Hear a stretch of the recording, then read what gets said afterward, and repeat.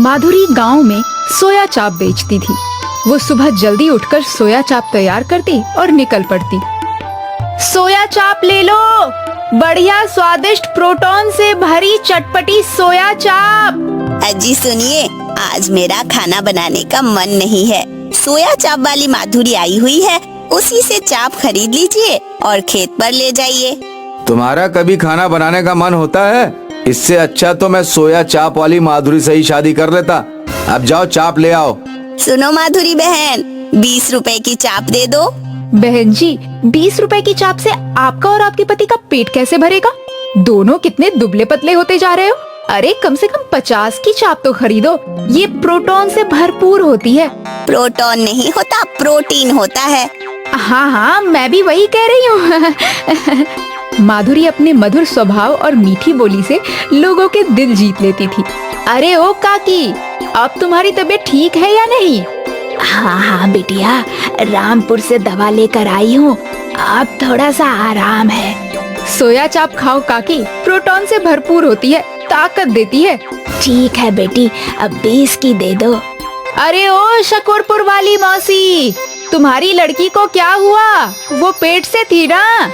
लड़का हुआ है। अरे वाह मौसी, मिठाई खिलाओ इसी बात पे। चल घर चल, फिर मैं तुझे मिठाई खिलाती हूँ। माधुरी शकरपुर वाली मौसी के घर जाती है। मिठाई तो खाती ही है, साथ में चाप भी बेच आती है। इस तरह माधुरी सोया चाप बेचकर अच्छी कमाई कर लेती थी। माधुरी के घर पर उसका बीमार पति और उसकी बेटी थी।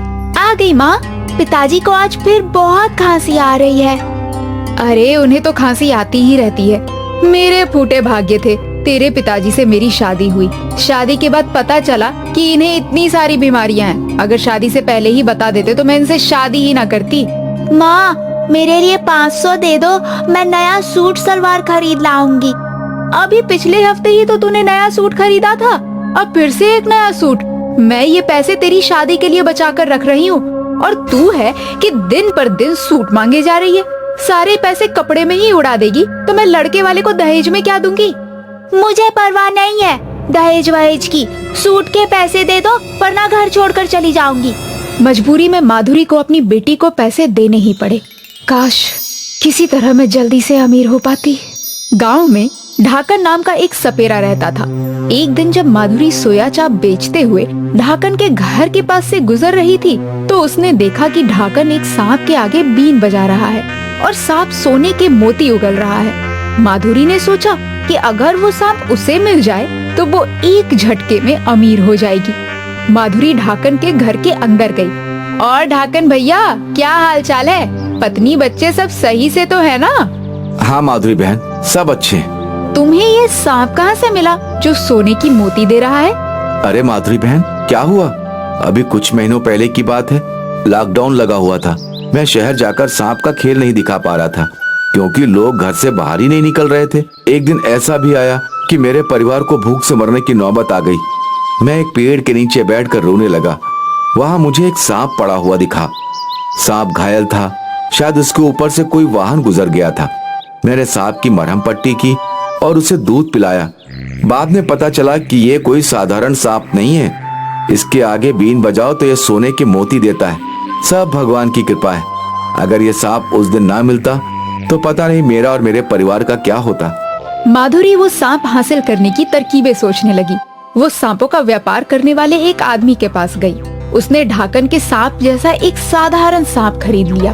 साधारण सांप को उसने अपनी सोया चाप वाली मटकी में रख लिया और सोया चाप बेचने के बहाने एक दिन फिर ढाकन के घर पहुंची।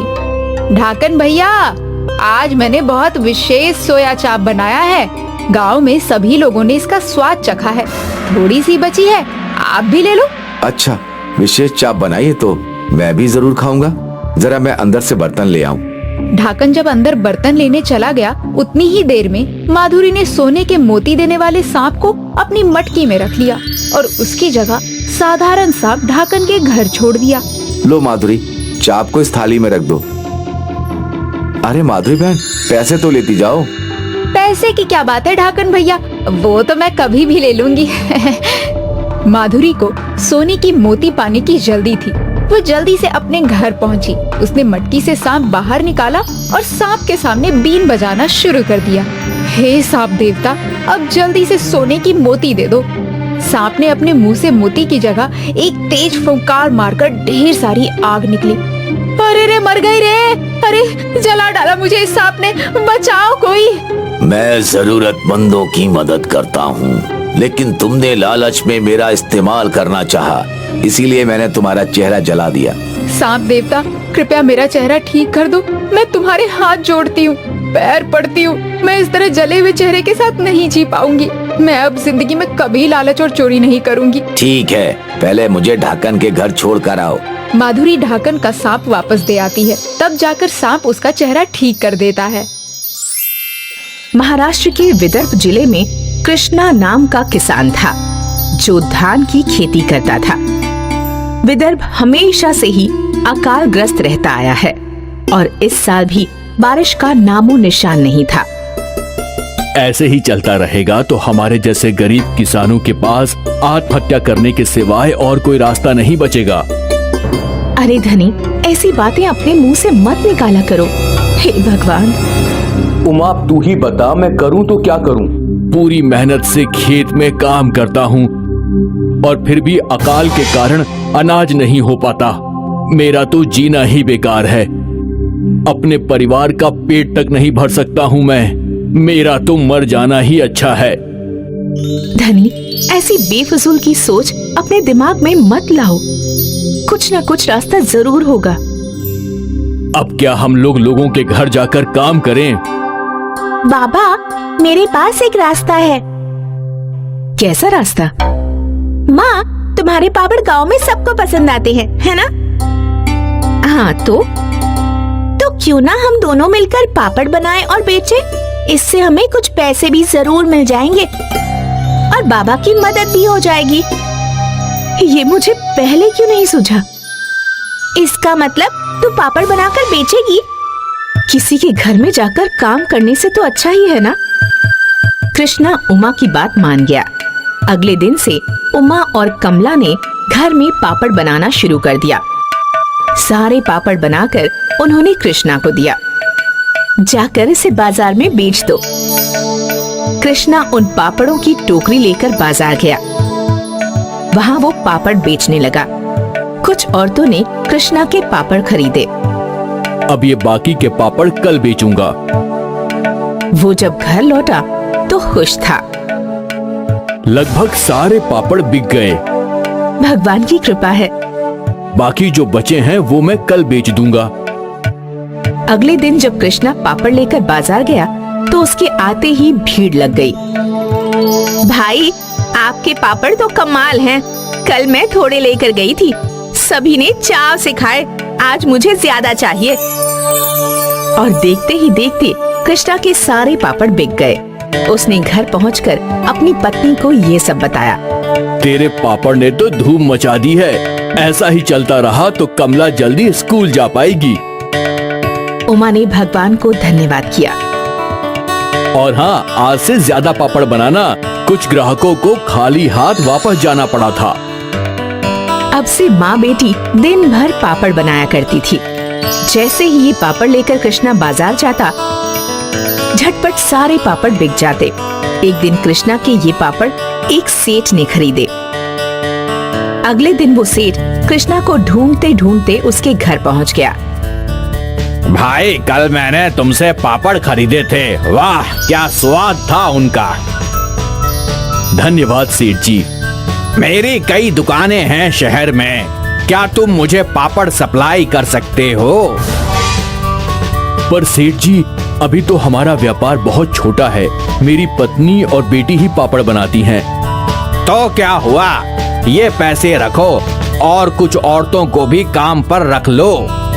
सेठ का ऑर्डर और पैसे मिलते ही उमा ने और कई औरतों को काम पर रख लिया। उन सभी की दैनिक स्थिति उमा की तरह ही थी। दीदी, आप नहीं होती तो आज मेरे बच्चे भूखे ही सो जाते। इस अकाल ने तो जीना मुश्किल कर दिया है। जिन गरीब औरतों को उमा और कृष्णा ने काम दिया था, वो सभी उन्हें दुआ दे रहे थे।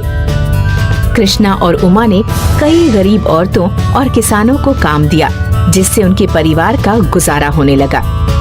अब कृष्णा को पापड़ बेचने बाजार नहीं जाना पड़ता था और कमला स्कूल भी जाती थी। कृष्णा और उमा दोनों अपने व्यापार को बढ़ाने में जुट गए। शायद इन गरीब किसानों की दुआ ही थी जो देखते देखते उमा और कृष्णा का ये व्यापार बड़ा हुआ और अब उनकी एक फैक्ट्री थी जहाँ काफी औरतें काम किया करती थी। उमा को अपनी सफलता के लिए एक बड़ा सम्मानित अवार्ड भी मिला। आपने कई किसानों के परिवारों को बचाया है। आप लोगों को क्या कहना चाहेंगी?